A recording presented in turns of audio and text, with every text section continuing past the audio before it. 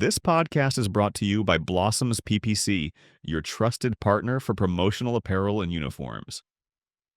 Since 1998, we've been manufacturing high-quality t-shirts, caps, and bags in bulk with competitive pricing and timely delivery. Visit www.blossomspc.com for more details. Hello everyone and welcome back to another episode of the Backbench Masterclass. Today we have with us Mr. Amit Roy, a consultant, restaurateur and hotelier. So sir, we'd like to start off by asking you the most important question.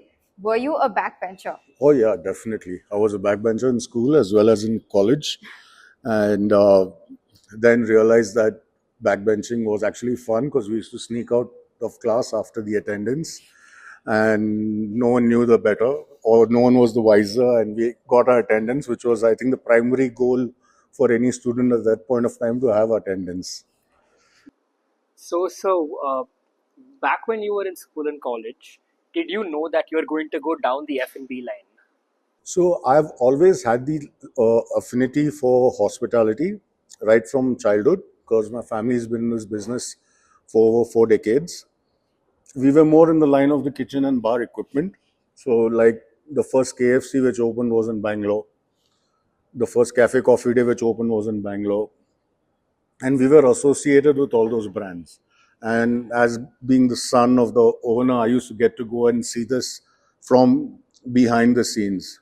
So that always fascinated me. And in fact, in 99, that's a long way earlier, in school, in college, in fact, at Christ College where I studied, I had a project and I won the highest marks and review for it because of a project I'd done in hospitality.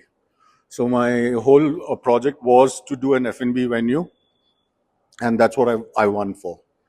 So it's been there right since then. So when did you realize that you wanted to, when did you realize that you wanted to transition from supplying the equipment to actually owning and running the place? So this happened when I finished college and I joined my family business for hotel equipment. I ran that for a bit and I was happy but not that happy. That's when I decided to move to Australia to do my master's, to do my MBA. And there I started working in a restaurant. So I got my job in a restaurant on the second day of landing in that country. And since then, I knew that if I do anything in future, my career is going to be down hospitality, some way or the other. And then that's when we came back to India. And I saw a huge gap in the market for a good hospitality consultant. So that created my own first vertical, apart from the family business with my partner, to consult and set up bars and restaurants across the country. So we were consulting and doing turnkey consulting for everyone. And we did that for about 4.5, 5 years before I opened my first outlet of my own. So can you tell us a bit more about your time as a consultant? Because I think a lot of people don't realize that, it's not just about owning a bar or a restaurant. There's a lot of other ancillaries behind it. So can you tell us more about what a consultant does? So as a consultant, my company called Think Tank, which is a consulting firm, is a full-fledged turnkey consulting firm. So we do right from conceptualization, feasibility to execution. So right from creating what the venue needs. So if you have a space, like for example, you have a building in Indiranagar, what Indiranagar needs might be very different from what your space in Sarkar Nagar might require or HSR might require. So we do on-ground feasibility. We do a lot of research and development, the demography, target market, understand the spending power, and that's when we start off, post that, the competition analysis, that what is there in the market and what's required. Because if there are 10 Rameshwarams down the road, there's no point in opening the 11th one, right? So that's when we understand what's required, and we come up with a concept and we present it to our client. And if the client is excited and says yes, then we help him execute that completely till the end, including recipes, plating, staffing, manpower, back end, front of house, the whole gamut. So would it be safe to say that the the the best way to determine if a restaurant is actually going to work or not is if it goes with a good consultant? It does, unless you have a USP already of yours, which has a brand recognition and you have a goodwill created earlier. Like, for example, if you look at brands like MTR or Rameshwaram, right? They already have a goodwill with them right now. So if Rameshwaram opens up, say, north of Bangalore, it's already carrying all the weight and the reputation from the rest of Bangalore to north of Bangalore. But if you're opening it for the first time, then yes, it does require a lot of homework, a lot of market research, and feasibility studies to see that it's a sustainable model and it's not a one-hit wonder. So when did you realize that there was a space in the market for a brand like Watson's to come in?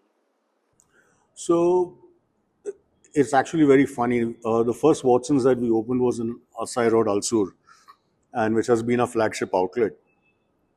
It was actually, the building was actually under construction, and the view from there was beautiful. And that's when my co-founder partner with me, Mr. Jitesh Kanani, both of us sat down there one evening and said, just imagine if we had a bar here and we had this view. And one thing led to another and another, and the next thing we know, we have started construction and we're building our own bar. We actually sat on broken construction chairs to have a look and see how it feels like to be there. That's how Watson's came into play. And the first 4 months of the outlet opening, we were on the fourth floor. We didn't even have a lift in the building. And we used to have people climb up. In fact, my own grandparents, who are 80 plus, have climbed up to come and have a beer there with us. So that's when we realized that, okay, fine, this is something that's required by the people. And our whole idea of it was a no fuss bar of Bangalore, because that's what Bangalore is about, right? We are not that I'm going to wear a suit and step out for a drink, or I'm going to dress to the nines to go out for a beer. It's about just going, having a good time and coming back. And that's how we thought of creating Watson's, where it's a literally a neighborhood watering hole where you can just go in with your wife, your mom, your sister, or a group of girls or a group of guys and just chill out and have some drinks together and not worry about anything.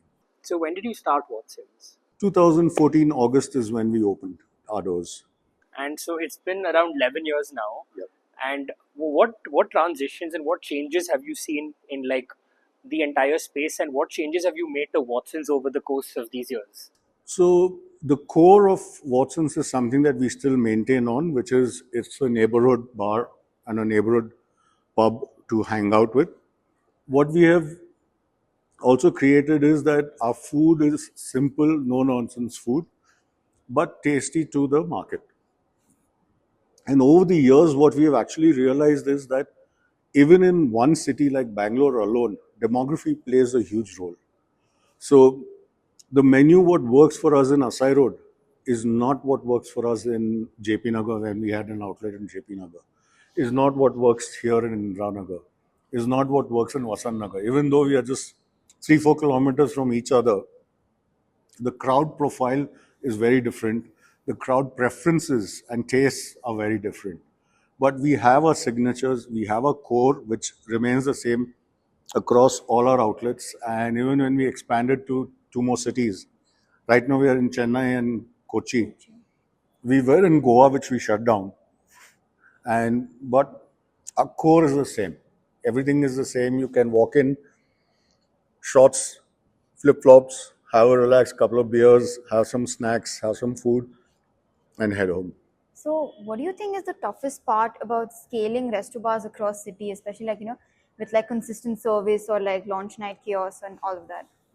The few key points that all of us have to factor in is, one is, right, like you rightly said, consistent.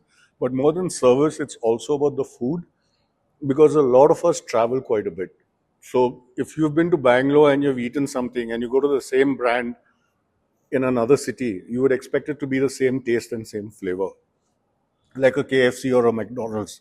So consistency is most important in terms of food as well. Service, definitely.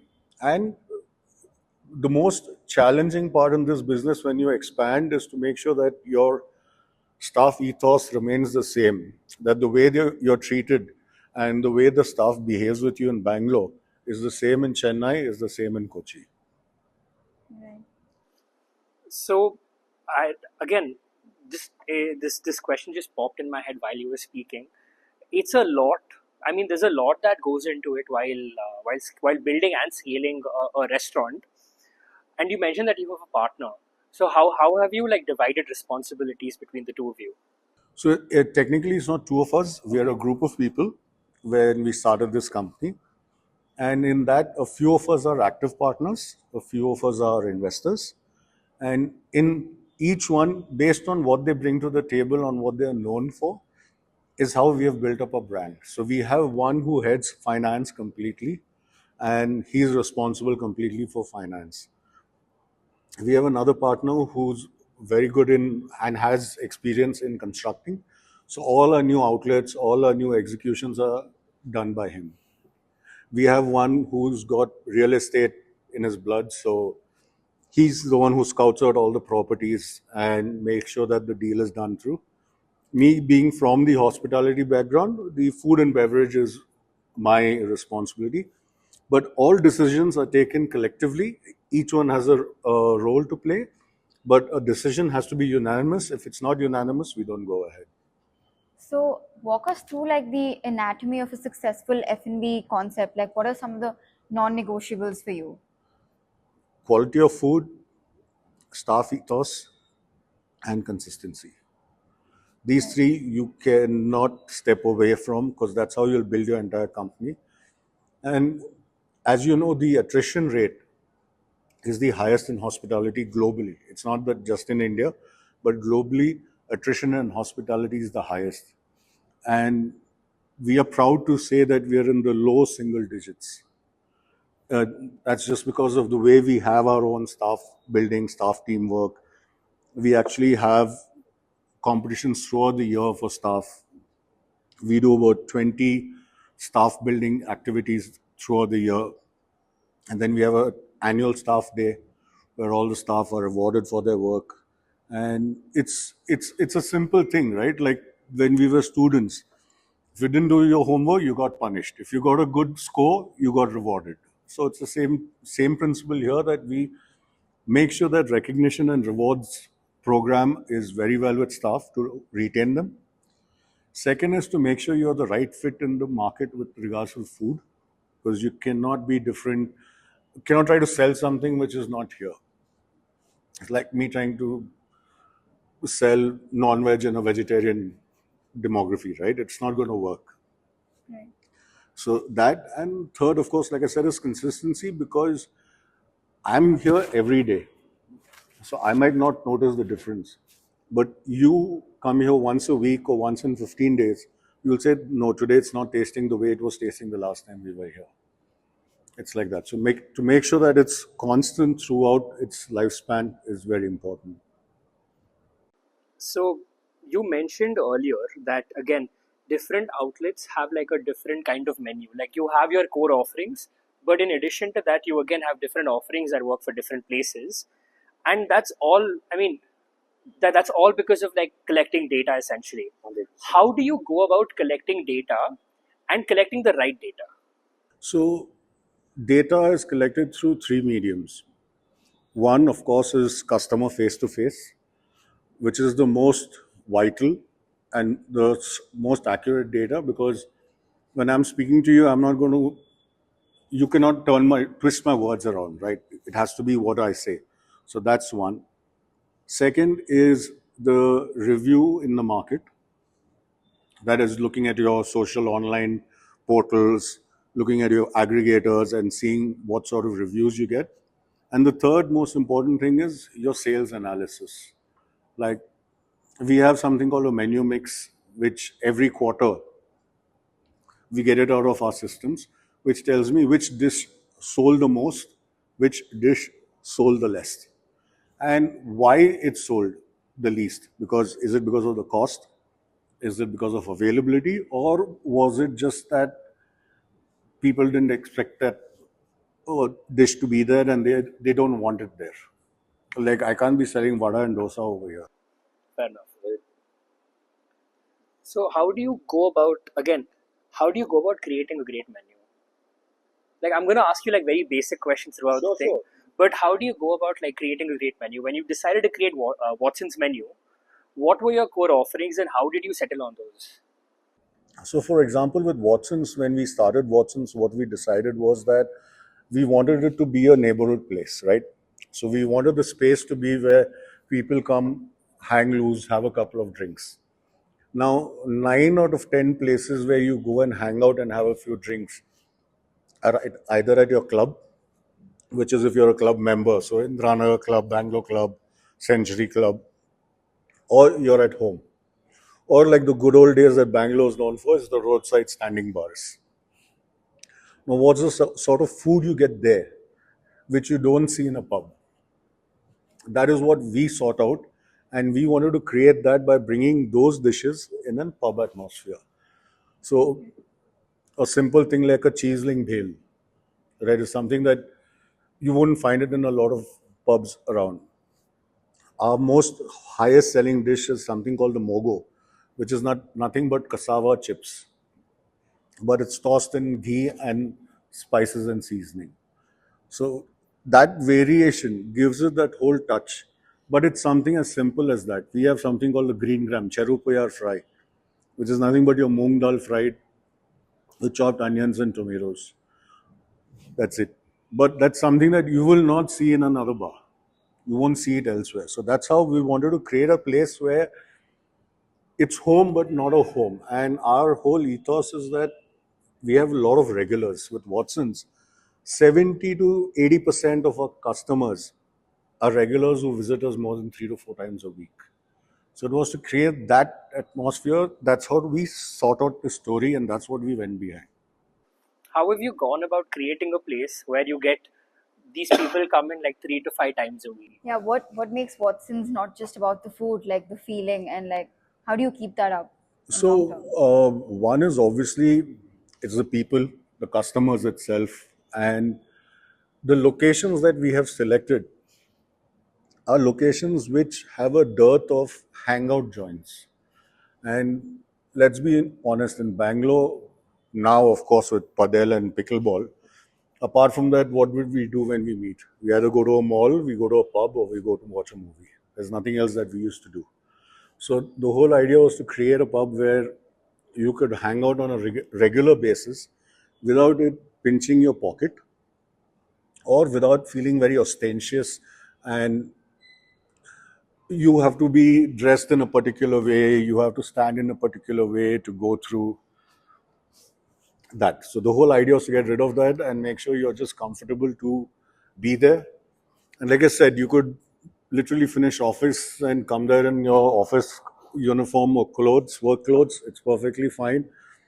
Or you finished a game of basketball or badminton or something and you want to come in your tracks and shorts. It's perfectly fine. It's at home. I have two questions to that. So, oftentimes when someone's trying to create something, they look for inspiration. What was your like? Did you have any inspiration like while creating Watson's? Make money. No, I mean like another place. Like, did you try to look at another place and like I'll borrow this element from here, another element from there, or was it all original? Not really, because, like I said, my other company, which I do consulting with, the whole idea is we create completely new concepts. And we have created brands like Miso, Lucky Chan. We have worked with products like the Beer Club. Sky was a baby that we created. Blimey. So the whole idea is that we create something which is the need of the hour, which the market requires. And we don't like to be inspired as such from other venues. A follow up to that is, so once you've found like a clear market need and you've created something new in any industry, there like when you're the first mover, after a bit there's going to be the copycats. So how have you created like a moat for Watson's or any of your other ventures that helps you still have like a differentiating factor from these copycats? So for us, it's two. It's people front of the house. That's all my customers, and it's the people behind me.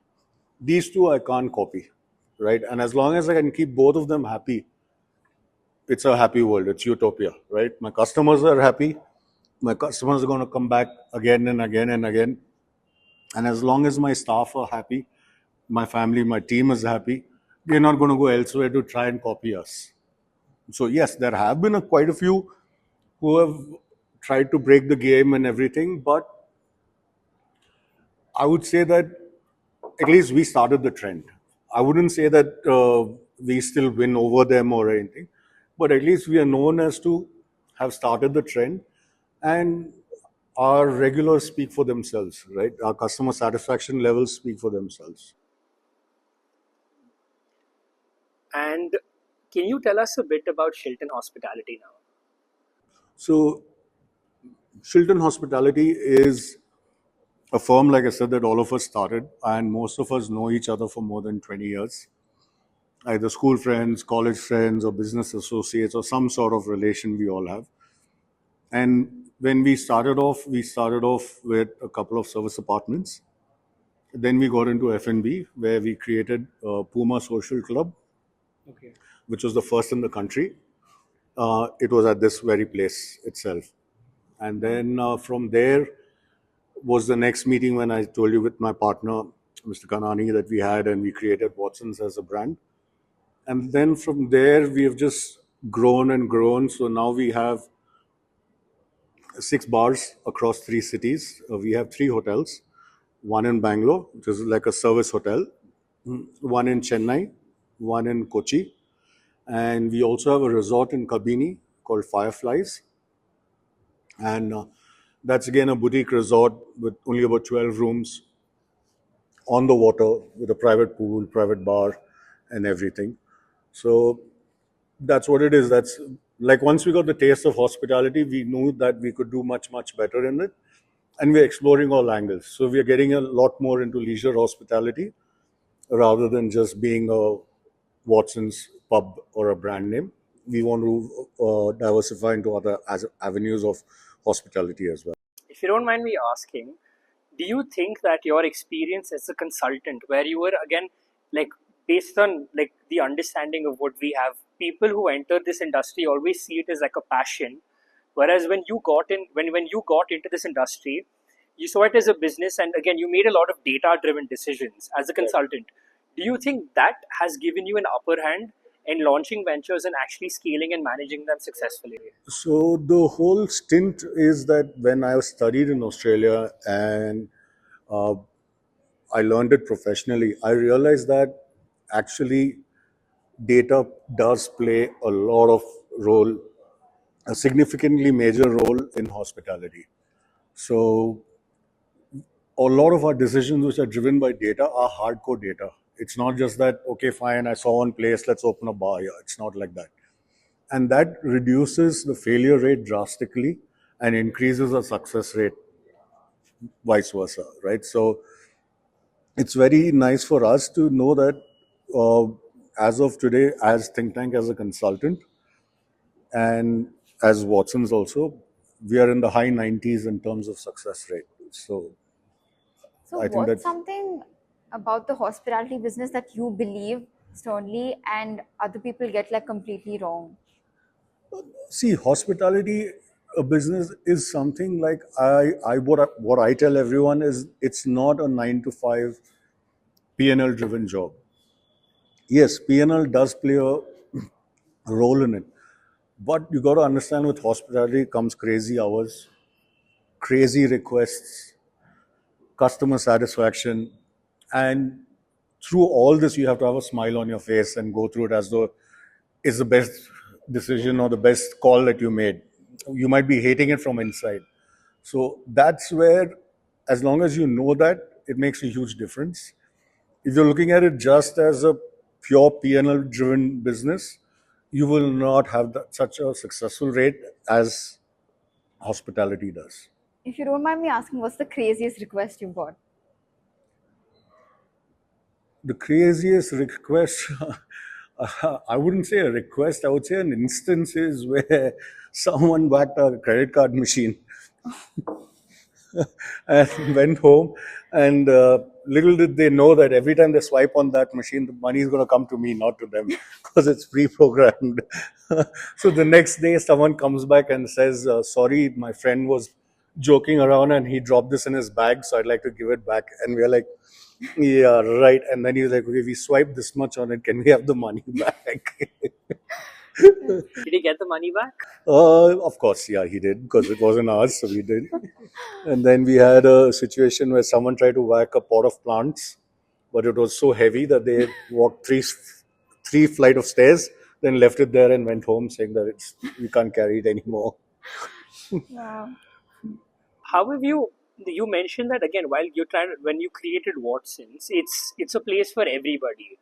But when you're trying to mix like a family crowd as compared to like a bunch of like young people, there can be like a lot of I mean like they're two different customer segments at the end of the day when you look at like the behavior and all of that.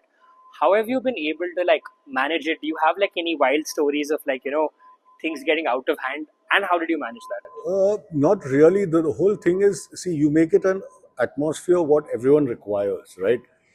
Like now, you have a masala dosa or a vada in Bangalore any which ways, regardless of your age. You've been having it, if you've grown up in Bangalore, you've been having it since your childhood. And you still have it with your parents as well, right? So the whole idea was to create that space where you would be comfortable with anyone and everyone in the family, and make it such a wholesome space that, like I said, you could walk in straight from work, or you could walk in after a basketball game. You could be in your shorts, you could be in your track pants, or you could be in a formal suit. It doesn't make a difference to us.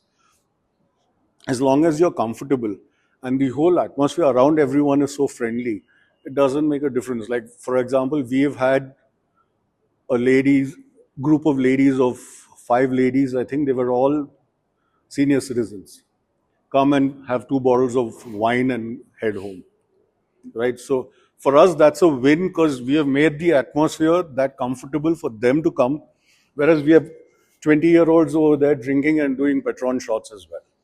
So the whole thing is creating the atmosphere in such a way where you don't feel out of place, right? Like right now, if you go to a nightclub, everyone's decked to the nines.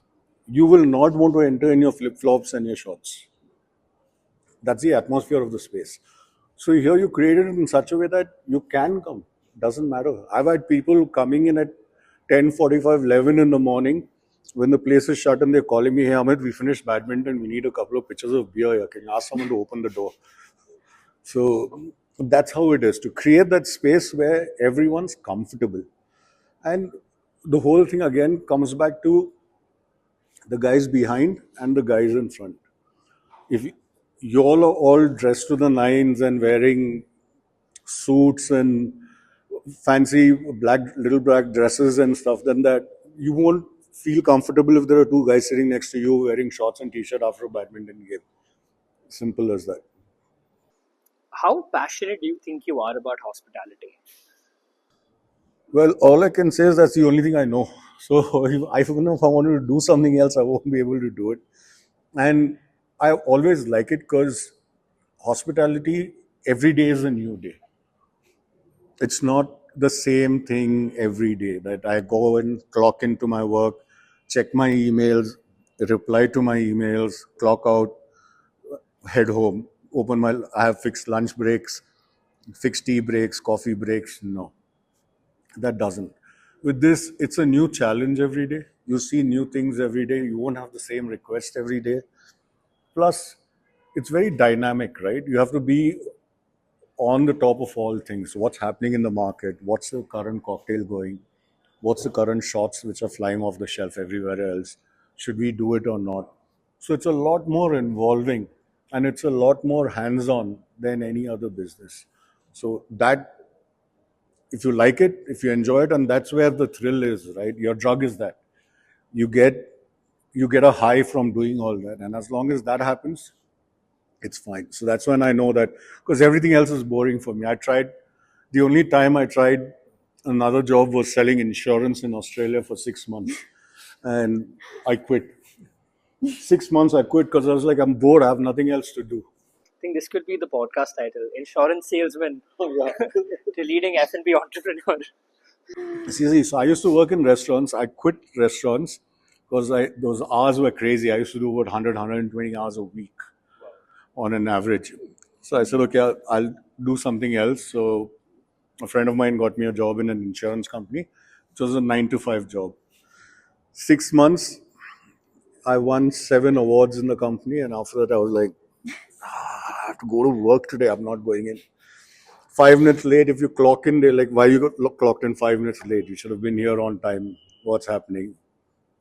So after that, I decided, no, it's hospitality. That's one thing I enjoy. And like my dad always taught me that if you like what you do what you love. It's never a working day. It's always passion. So that's what it is. What is a day? What does the average day in your life look like?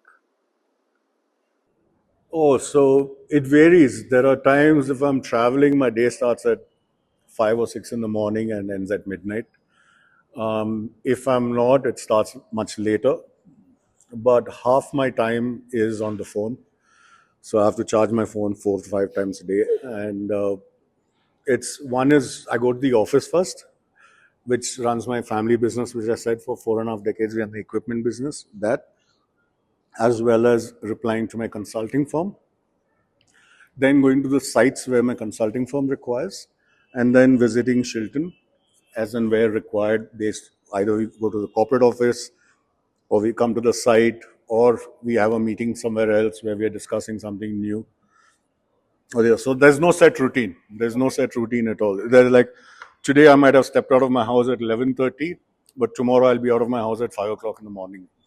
There's no fixed time or day. If it's a Sunday also, I have to work. If I have to work, I have to work. If it's a Monday, I have to go to office, I have to go to office.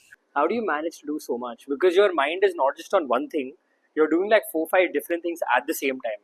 So that's why in 15 years from that much hair, you'll come to this much hair. Wow. You'll age much faster. But yeah, it's just like I said, if you like what you're doing, it's fine, right? Like now, see, for example, three of us are sitting down, we're having a chat.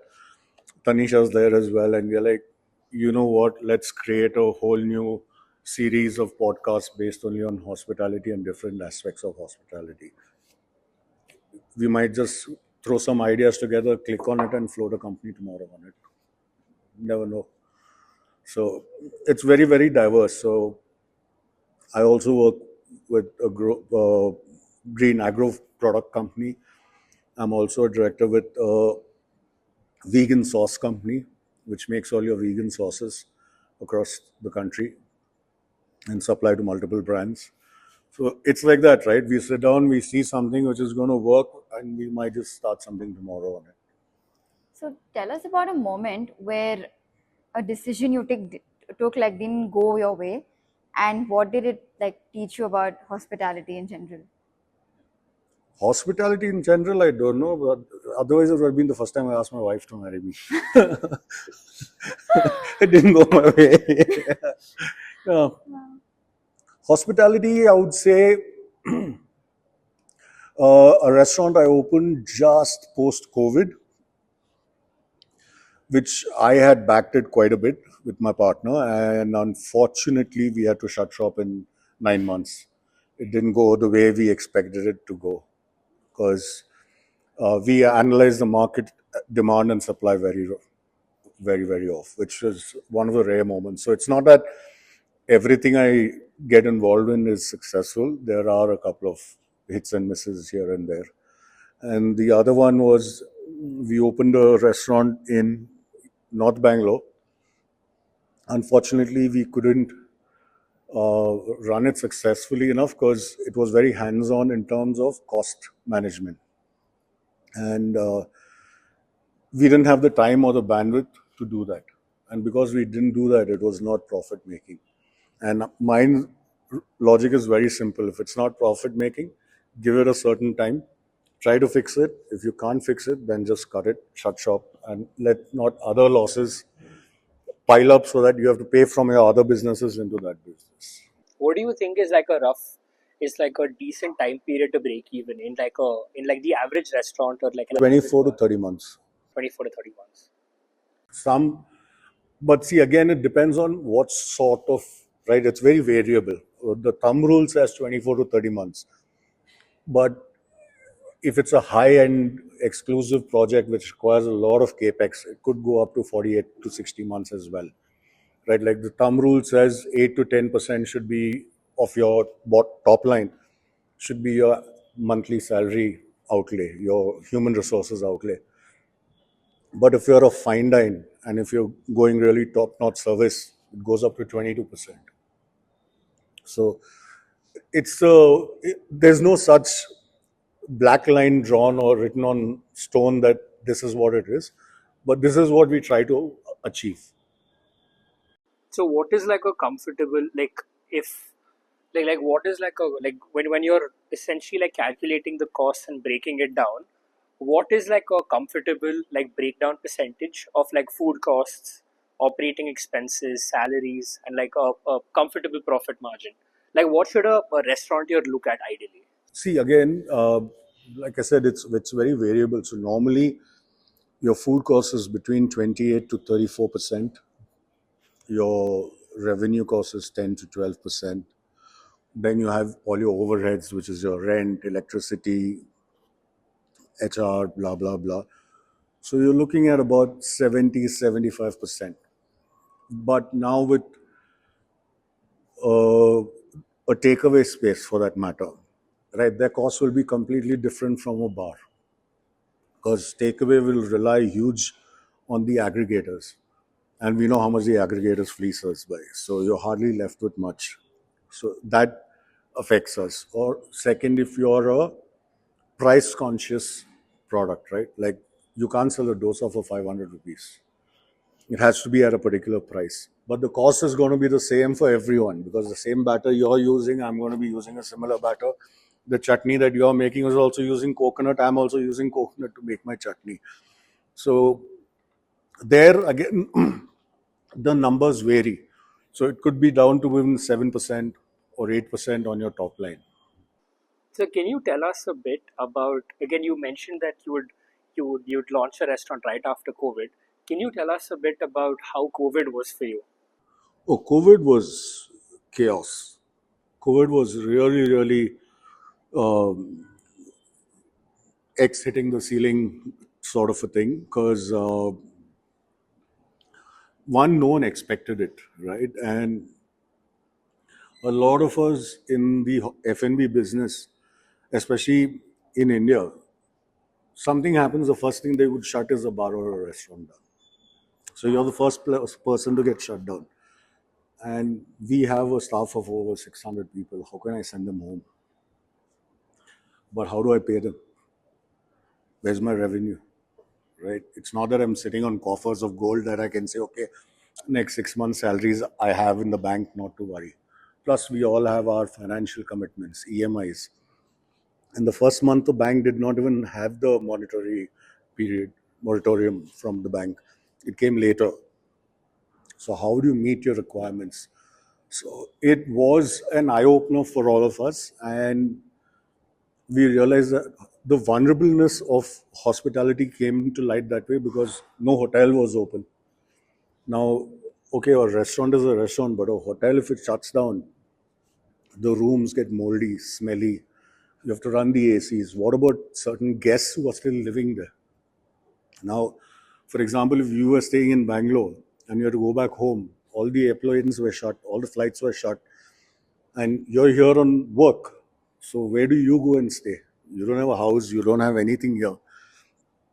But the hotel has to operate for you.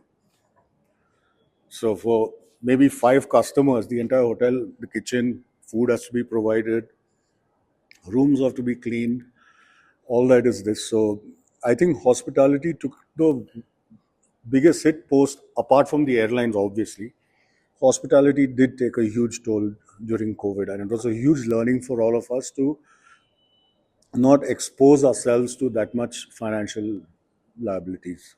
So do you think COVID sort of inculcated, like, to all the restaurateurs and hoteliers who started like before COVID, do you think that inculcated like a lot of fiscal responsibility? Like, has your motto before and after COVID, like the way you operate your businesses, changed?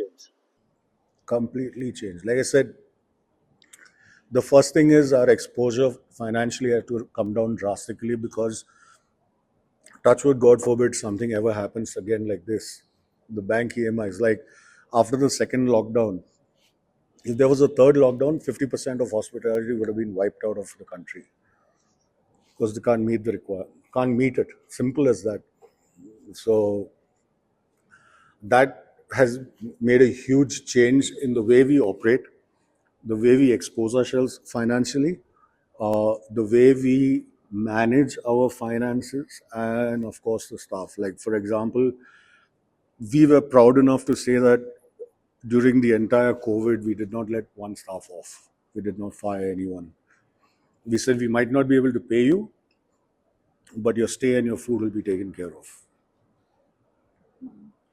So, in an era of like delivery and like cloud kitchens, why do you insist on having like a community-led experience and all of that? Do you operate cloud kitchens, or We don't.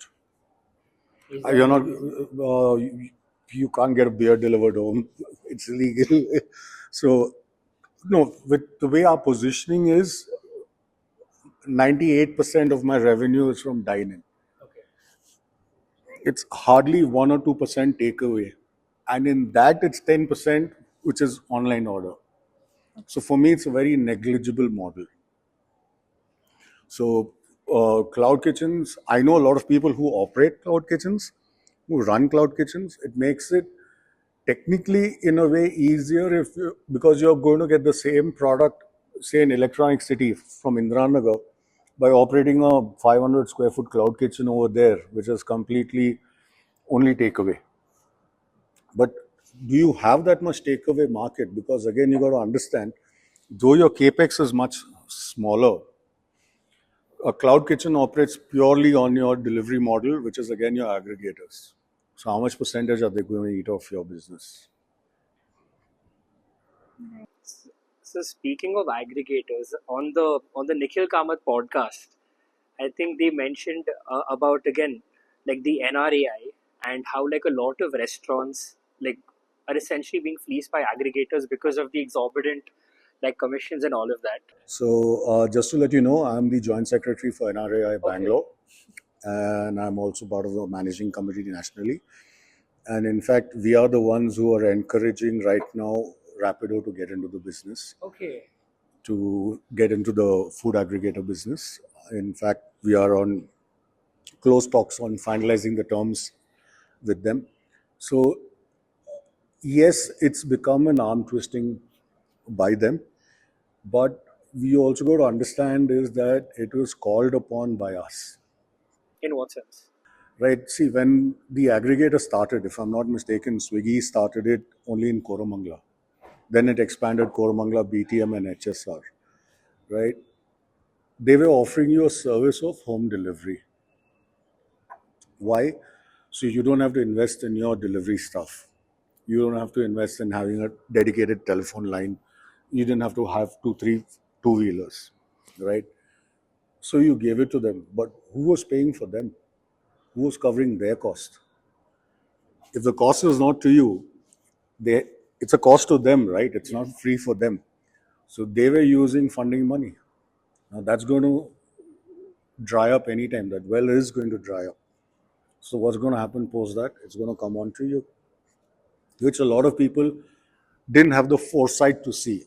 So what happened was, if you're giving it on Swiggy for 100 rupees, she'll join on and give the same item for 95 rupees. I will say I'll do it for 90 rupees because it was free delivery service, right? But you didn't understand that actually it's a premium service. Can you order food from Watson's home? You can't. So if you want to order food from Watson's, and if you're ordering it on an aggregator app, you should be paying a premium. How can you get it for cheaper? Where that's what hit us, and then the burn money stopped. So for them to get the next round of funding, they had to charge you 5%, 10%, 15%, 20%. And every time they started charging you, now you wake up and you cry that, boss, I'm not making any money. But the problem is that because of this, we are so reliant on them that we can't sustain ourselves without them. Today, whatever said and done, but if you want to order food, you're going to order from one of the aggregators. You're not going to call the restaurant up. So they have created that, and now we are paying the price. They've become a juggernaut, which we can't. So we are trying our best to see how to stop this. I think there's a case going on with CCI as well, in at a national level, and now we are doing the pilot of Rapido in Bangalore. If that goes well, then it'll roll out to all cities as well. So what role does NRAI play? Like in addition to again like this, could you just like to the audience who might not know what the NRAI is, could you give them a brief about what role it plays and what it does? So NRAI is the National Restaurant Association of India, which has over 65,000 members as of now, and they want to make this the voice of the nation in terms of hospitality. So right now, for example, we are trying our level best to go up against the GST, right? Because GST is 5% for us. We don't get any input tax credit, but I'm paying 18% GST on my rent. I'm paying 18% GST on my products. Which, where's that going? So right, so any of the difficulties that are faced by the hospitality or the restaurant owners on a national level or at a zonal level is handled by NRAI. So right now, for example, currently the battle we are facing is, one is, like I said, Rapido and Swiggy and Zomato. The other one is that they have announced a 100% hike on license fees, which are due at the end of the month. Okay. So it's become 17.5 lakhs now from 9 lakhs. But wouldn't that kill the entire industry? Exactly. But that's what I'm saying. So we are the voice who are trying to say, guys, have some reason behind it. Just don't ridiculously charge so much, because it's not going to be worth it. It's going to affect the business and the economy as well, because we employ so much staff, right? And if that gets hit, you're going to get hit. Because tomorrow, if I'm shut down, where will you go to drink? Where will you go to eat food? If a brand shuts down which has 5 or 10 cloud kitchens, that's 5,000 meals. Makes everything much more expensive. Yes, definitely. That's why. So that's what NRAI does. Tackling issues at the national and zonal level, where all the uh, members, I would say, or the restaurant industry feel that what's happening is unfair. Do they provide like how do I say this, like workshops and counseling to new Yes, we do. restaurateurs too? Yes, we do. So we have coffee meetups every month. Each city has its own chapter. So they have coffee meetups where we discuss what's the current issue at a city level. Then we have national meetups, like we had one in Chennai last year. This year, I think, is in Goa in a few months, where all national restaurant owners meet up and we discuss and see what issues are prevailing, how to work against them, or how to reach an amicable solution. And second, we also think and see what could come up in the future and how we can work to make it easier for all of us before it actually happens as well. So if like this is just like a hypothetical, if there was a way for uh like the NRAI to get like maybe like the NRAI like a member could become like essentially like become a part of the government, or let's say you could be like tomorrow you could become like a minister who's in charge of like hospitality and looking at the entire sector. What are some changes that you would bring about that could benefit the sector and like the common people in general? World peace and no war. It's always asked for, but it's never achieved. So, see, this is going to go on for hours and hours if we speak about politics, but just to keep it short and simple, a businessman time is too valuable to jump into politics. So he's obviously going to be worried about his business. So that chances of that happening is less. If not, Ambani would have been the PM right now. Correct. So that is. And second, yes, We do have a few who are sympathetic to the cause, who support us, who are appreciative of what we are doing. But it's a whole huge bigger picture at play, and sometimes logic defies itself. They just, it's made for some other reason without seeing the after effects. And by then it's too late to go up against them. And so, do you think that like this is just something that I thought of when you mentioned that that the NRAI's approached Rapido to again have like a delivery system? Do you think that like in the next 10 years we could see like the NRAI have something where they have their own like delivery system? Like Without disclosing too much, we're working on something. okay, I think I read about it. Like I think that's right. It started post COVID. Okay. So NRA is doing a lot of things which are going to help the industry. But like I said before, I can't disclose too much about it. But yes, it's going to make a lot of things seem a lot more fairer to everyone in the future. That's amazing to hear. Like a delivery thing or like a booking thing that would make things a lot fairer. Multiple things. That's a couple of the things that you mentioned, but we're working on about 7-8 different things as well, which is going to make life easier for us. Again, coming back to a question I asked earlier, how do you do so much? Because you're not just running these companies, you're also a part of this. Like, how are you able to just, like have a clear mind? Like, have you ever had like a moment where you're just like, okay, this is too much for me. I think I'm having a breakdown right now. Not really, because I'll tell you one thing about anyone who's been in hospitality industry works best during pressure. If there's no pressure, that means something's wrong. So as long as there are multiple things on the plate, it's good.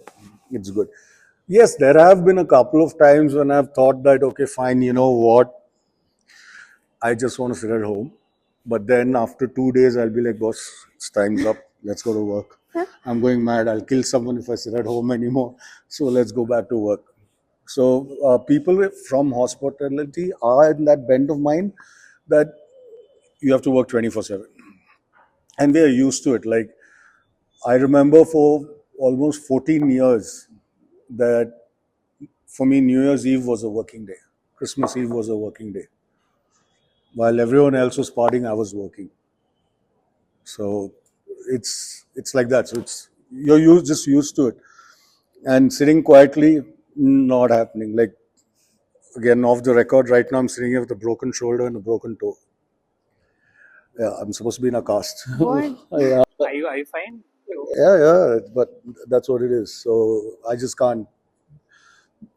So that's how it is. And this happened to me in UK, and I drove, I think, for 5 days after that. So it's not just the high stress tolerance, but also the high pain tolerance. Oh, definitely. You have to. I feel bad now. I used to complain about stress during college assignments, but Looking back at it right now, college, I would take it any day. Pocket money मिलता है, काम college जाओ, girlfriend के साथ घूमो, कुछ काम नहीं है, कुछ भी EMI नहीं है, कुछ नहीं है. do you have any like? Do you get time to have hobbies or? Yes, I do. So I love Lego. Okay. I play with Lego often. So building there too then. Yeah, building Legos is one of my hobbies, and I love cooking. So for me, cooking is actually a stress buster. Okay. So I've had a bad day at work, really upset, pissed off. Came home, I'll cook dinner, and I'm at peace. So cooking is my other hobby, and the last one is I love cars, automobiles. So for me, I used to race cars earlier, and I used to build my own cars, engines, and everything. In fact, right now, while we were in UK for 7 days, we did a road trip, and I drove 4,500 kilometers, 3,000 with a broken shoulder. But yeah, If not for hospitality, do you think like would you be in the automobile sector or any other sector? In like an alternate reality. I would actually be a critic for the tourism and travel industry. Okay. A reviewer for tourism and travel, because as of now, that's the only other thing that I really love: travel and touristy stuff. So that's the thing. Like whenever we go on a holiday, my wife will pick up the itinerary and say, okay, these 6 days we're seeing these places. Next to that, I would have written these 12 places that we're going to dine at or have a drink at and enjoy them. Wow. So, what about this green room, the first of its kind bar in bar concept? Can you tell us a little more about that? So the green room was something that Bhargavi, who's with UBL, uh, and myself, we had gone to Singapore to watch F1 again.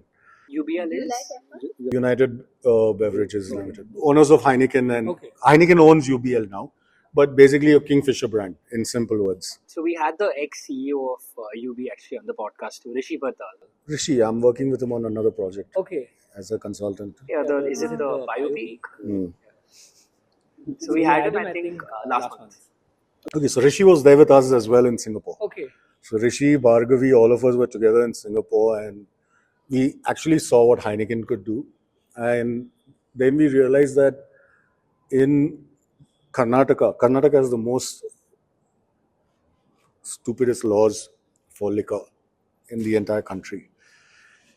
So we're saying how we could, make the most out of it. And that's when we came up with the idea, since we have the 3 floors. So the below floor for me was used mainly for parties and banquets, private parties, private halls. So when you can't utilize this space, that one gets booked out. So that's when we said, why don't we create something for Heineken? Because Heineken Silver was just being launched globally, not in India, globally then. So then we said, okay, fine, why don't we do that? Because the costs obviously come down and the capex is less and this and that. And we have a strong relationship with the UB group for over a decade now. So that's how it whole came up, that we'll do a dedicated Heineken green room bar. Like I said, I can't call it Heineken due to copyright reasons, so we call it the green room. So it's the first one in the country, in the city. As in, they have 2 more bars, but they are at the airports, which are your regular bars at the airports. This is the first one in the country, and the whole idea is that it's Heineken driven. Like you can see the whole interior, the whole look and feel is very Heineken, and it focuses on sports. So Heineken is one of the biggest sponsors of F1 and UCL.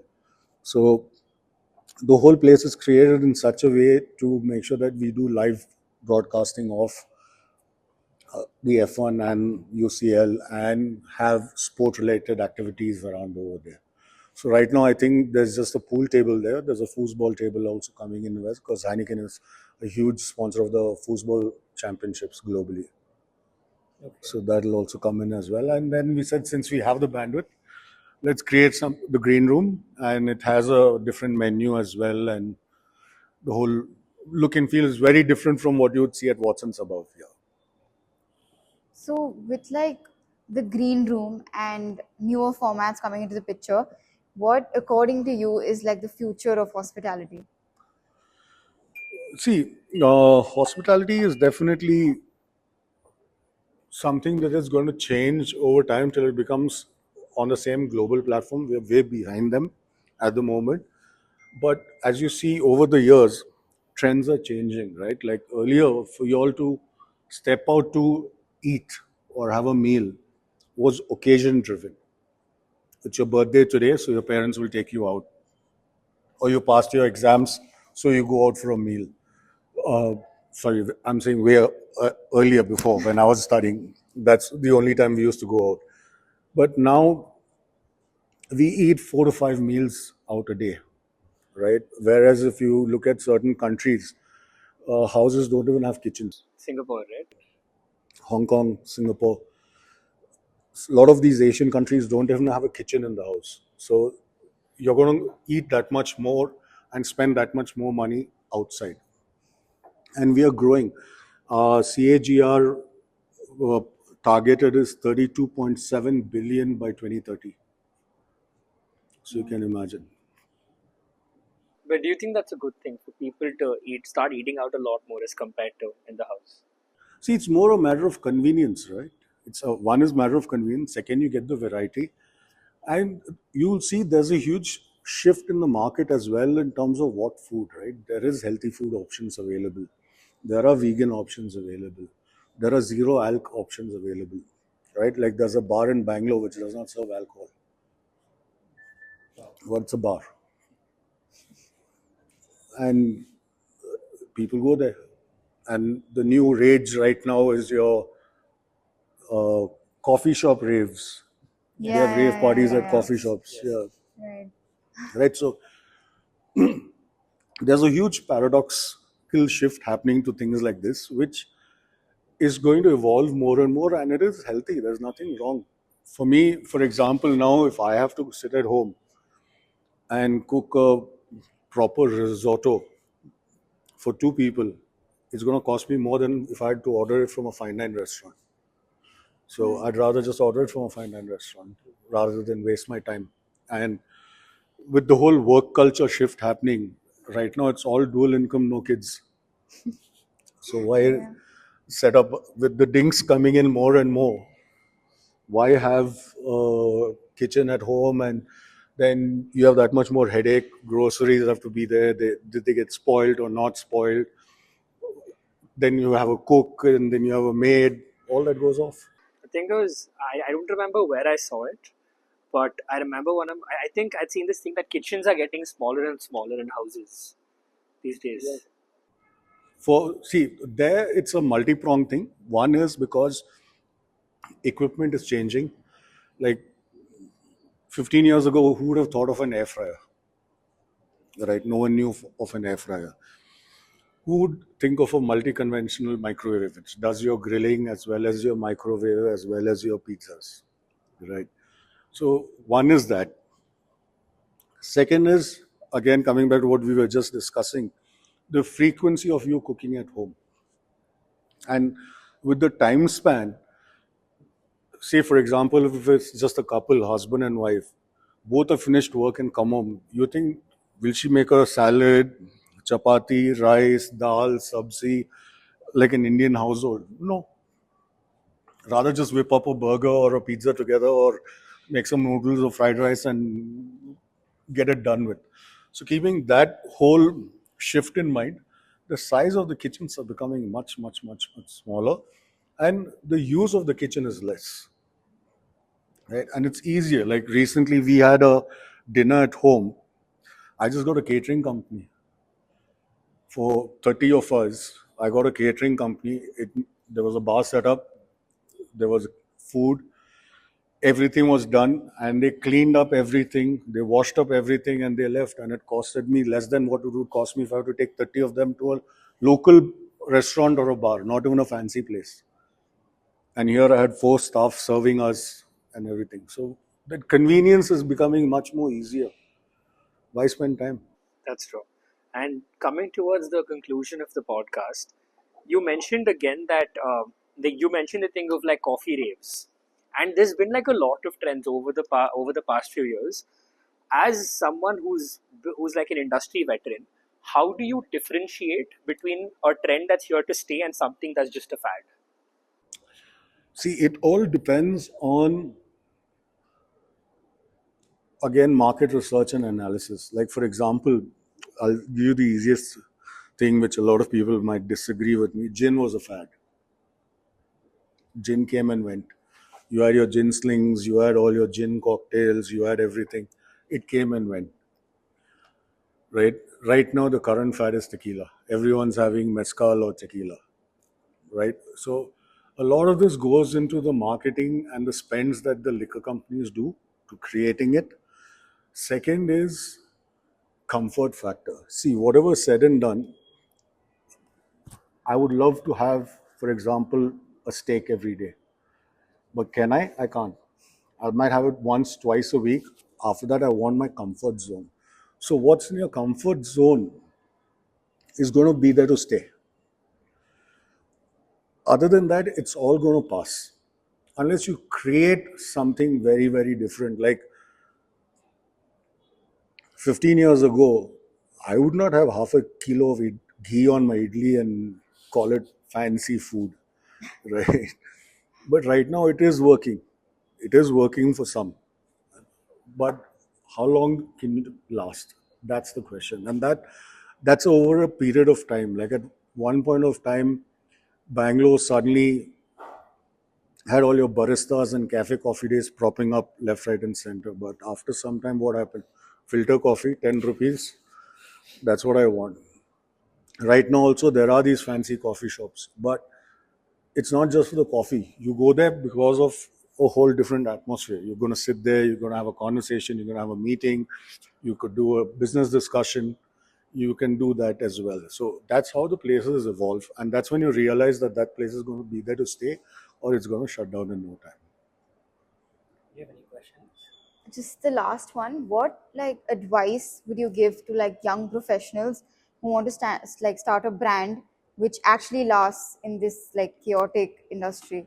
My key points one would be to do your homework again and recheck it and be sure of what you want to do. One. Two, if you can afford it, hire professionals or veterans to help you, assist you. There's nothing wrong in it. It's a simple thing like if I'm not well, I will go to a doctor. I will not try to treat myself, right? Because they are better qualified than us if you're new in the industry. And the third thing is look at a long term goal. Don't think that everything is going to become a unicorn overnight. Make sure that you have a long term goal planned and have the patience to sustain it. And I think the last question that I have two questions that are pretty similar. What is your ultimate vision at the end of your professional journey? What is your ultimate vision that you hope to have accomplished, and what do you want to be remembered by? Buy an island and chill out. That's my dream. Okay. It's not a vision, it's a dream. Vision is one, obviously, to create unique concepts and brands which people should talk about. And ambition would be to make a difference and to help people in this industry. Like, there are a lot of times where I've taken up consulting projects and not charged a single rupee. The reason is that when I wanted to get into this industry, I was laughed upon. Okay. And there was no one to handhold me, guide me, or teach me the things that I would have, which I provide today to the others. That's the whole reason for my consulting firm and everything. So that would be the ambition that I can help people achieve what they want to do. Like your previous question of young professionals who want to get into this business. I would have achieved my goal by saying that I helped them achieve that goal of theirs. That's what it is. That's beautiful. That is beautiful. So I think we've come to the end of the podcast. Thank you. Thank you so much for your time. Thank It you was for a having me pleasure. so over. much. It was a pleasure speaking to you, and this was an absolute masterclass on the hospitality industry. My pleasure. Thank you for having me. Thank you so much.